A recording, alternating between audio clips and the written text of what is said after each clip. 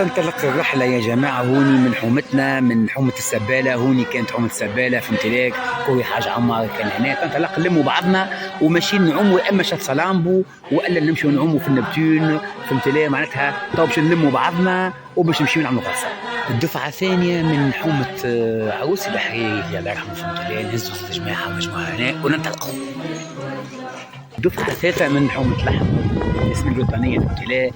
وكاكا نوصلوا للمفترق الياسمينة، جماعة تمشي للصلامبو وجماعة تمشي للنبتون. نحن ماشيين للنبتون لتوا.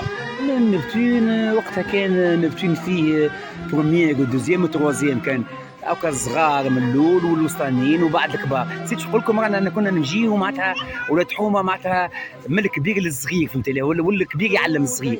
اذا كانت هذه بسطه على النبتون ومن غادي زقاله. نحكي لكم على العوام بدايه السبعينات، اواخر السبعينات، بدايه الثمانينات. اذا يرحم اللي ماتوا كما العايش وكما فرجاني لونيس، فهمت ليه؟ وحسين والشقرة، وربي يفضل والباقيين خميس الكعبي ومحمود ترعاوي وجينيراسيون اللي تاعي انا واللي بعدهم. اذا اللي تعدى فات زعما يرجع.